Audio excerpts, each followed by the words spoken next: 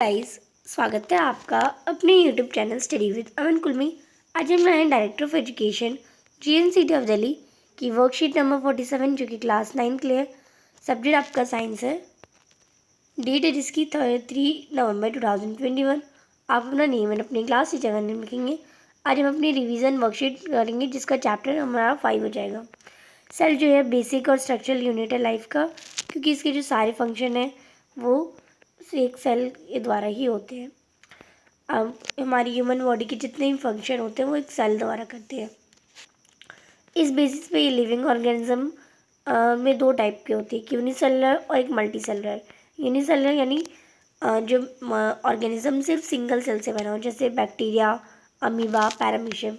और multi cellular यानी plant और एनिमल्स एंड फंगी, यानी जो दो एक से ज़्यादा सेल से बने हो, many cellular group together to perform different activities. बहुत सारी सेल मिलके टिश्यू बनती है, बहुत सारे टिश्यू बन के ऑर्गन बनते हैं, और सारे ऑर्गन बन के ऑर्गन सिस्टम या बॉडी का फॉर्म करते हैं। अब स्ट्रक्चर की बेसिस पे सेल दो टाइप के होते हैं, एक प्रोकैरियोटिक और एक यूकैरियोटिक। ये सिंपल सेल होती है, न्यूक्लियर मेम्ब्रेन जो होता है इसमें नहीं होता। Example bacteria. Eukaryotic cell complex होती है, मेम्ब्रेन बाउंड सेल ऑर्गेनिज भी होता है और न्यूक्लियस भी होता है इसमें। अब हम देख लेते हैं यहाँ पे effect of concentration of a solution on a cell. Cell पे कॉन्सेंट्रेशन ऑफ सॉल्यूशन का क्या इफेक्ट होता है। On the basis of concentration of water solution is of 3 types. अगर हम वाटर पे करें तो सॉल्यूशन 3 टाइप्स हो जाएंगे, हाइपोटोनिक, आइसोटोनिक और हाइपरटोनिक। हाइपोटोनिक सॉल्यूशन जिसमें ज़्यादा वाटर हो, सेल हो और सेल स्वेप्स अप यानी increase in size due to endosmosis, जो साइज़ है वो बढ़ जाए। और आइसोटोनिक में यानी जो concentration of water in solution cell is same, उसमें चेंज में शेप भी कोई भी शेप में चेंज ना हो और सब कुछ सेम रहे। और हाइपरटोनिक में हो जाएगा वाटर कम हो, सेल श्रिंक करे और साइज जो है वो एक्सोस्मोसिस हो जाए यानी डिक्रीज हो जाए। Every cell at least 3 features part in it, यानी हर सेल में एटलीस्ट 3 फीचर्स होते हैं, प्लाज्मा मेम्ब्रेन, न्यूक्लियस और cytoplasm. Nucleus is also called as brain controller of the cell, यानी न्यूक्लियस को हम ब्रेन कंट्रोलर भी कहते हैं। It controls and direct cell functions, यानी वो कंट्रोल करता है और सेल फंक्शन को डायरेक्ट करता है। द फंक्शन से segment of DNA on chromatin is called jeans, और जो फंक्शन सेगमेंट होता है डीएनए में उसे जीन्स कहते हैं। Chromosomes contain information for inheritance of feature from parents to their next generation, यानी जो क्रोमोसोम होते हैं वो इंफॉर्मेशन कलेक्ट करते हैं, इंफॉर्मेशन कंटेन करते हैं फीचर्स जो कि उनके पेरेंट्स से मिली होती है। अब ER जो है वो भी दो टाइप की होती है। ER is of two type, endoplasmic reticulum. इसका वर्क होता है मटेरियल को ट्रांसपोर्ट करना साइटोप्लाज्म से या different parts of the body या न्यूक्लियस में। अब दो टाइप्स की होती है, रफ एंडोप्लाज्मिक रेटिकुलम और smooth endoplasmic reticulum. Whenever any type of protein is required by the cell, these information are carried by RNA to ribosome which manufacture the required protein on the basis of such information for the cell. These cells are sent to various places in the cell by RNA, यानी कभी भी किसी भी type का protein की required होती है cell में, तो ये जो सेल होती है वो RNA वो राइबोसोम को इन्फॉर्म कर देती है, वहाँ पे फिर मैन्युफैक्चर होता है और फिर वो ऐसी इंफॉर्मेशन वो देती है। स्मूथ एंडोप्लाज्मिक रेटिकुलम जो SCR होता है वो फैट को प्रोड्यूस करता है, लिक्विड मॉलिक्यूल्स को, और जो कि इम्पॉर्टेंट फंक्शन प्ले करती है। गॉल्गी बॉडी या अपैरेटस। अगर हम गॉल्गी बॉडी की बात करें तो जैसे प्रोटीन, लिपिड, ये सारे ये स्टोर करता है, मॉडिफाई करता है, पैकेज करता है, डिस्पैच करता है and cell through Golgi apparatus as per the need of the cell, यानी आने ले जाने का इसका काम होता है। लाइसोसोम्स ये waste disposal of the cell कहलाता है। जो लाइसोसोम है उसमें बर्स्ट हो जाता है, ये अपनी ओन सेल को डाइजेस्ट करना स्टार्ट कर देता है, इसलिए हम suicide bag of the cell भी इसे कहते हैं। वैक्यूल में in plant cell vacuole they are full of cell sap and provide turgidity and डिगिडिटी to the soil. Many substance such as amino acid, various organic acid, some protein, sugar are stored in it, यानी बहुत सारे जो acid वगैरह होते हैं वो इसमें स्टोर होते हैं।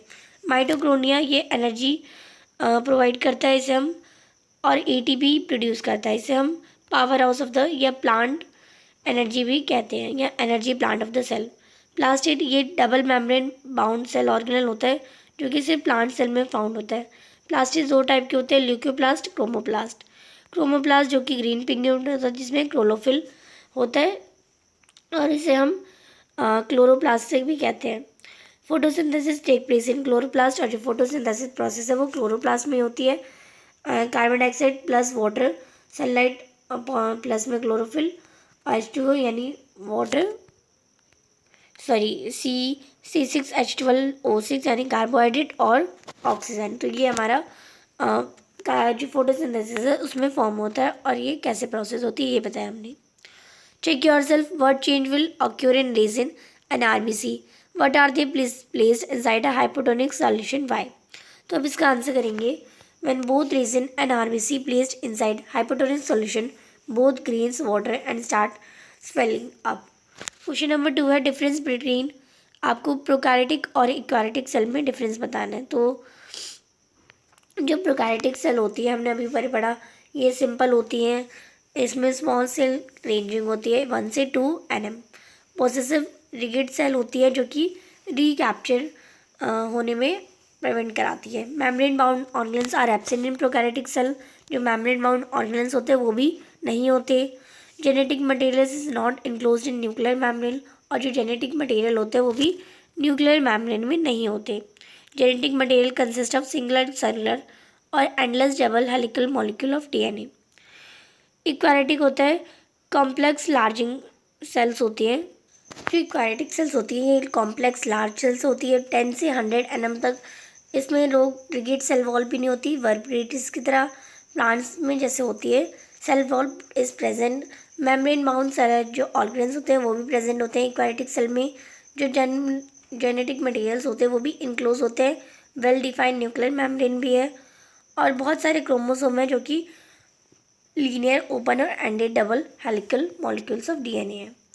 नेक्स्ट है question number 3, write the full form of DNA RNA, where is DNA found in the cell. तो DNA की फुल फॉर्म हो जाएगी डीएक्सी राइबो न्यूक्लिक एसिड, और RNA की फुल फॉर्म हो जाएगी ribo nucleic acid. DNA found in the cell nucleus as nuclear DNA।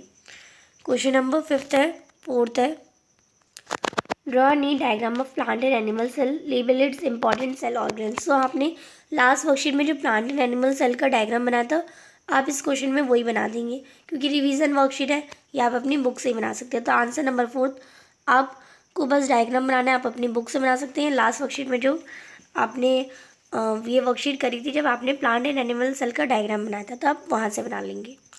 Question number 5 है, why lysosomes are called suicidal bag of the cell. तो lysosomes को suicidal bag of the cell क्यों कहा जाता है? तो जो लाइसोसोम होते हैं वो ऑर्गेन्स जो डाइजेस्टिव एंजाइम होते हैं, वो लाइसोसोम बर्स्ट हो जाते हैं, डाइजेस्टिव एंजाइम रिलीज करते हैं और अपनी ओन सेल को डाइजेस्ट करना स्टार्ट कर देते हैं, इसलिए उन्हें सुसाइडल बैग भी कहा जाता है। आज की जो आपकी वर्कशीट है वो कंप्लीट होती है। आई होप आपको अच्छे से वर्कशीट समझ आ गई होगी। चैनल को अभी तक सब्सक्राइब नहीं किया है तो प्लीज़ मेरे चैनल को सब्सक्राइब जरूर करें, और ये वीडियो अच्छी लगी तो इसे लाइक और शेयर ज़रूर करेगा। Thanks for watching you, bye bye guys.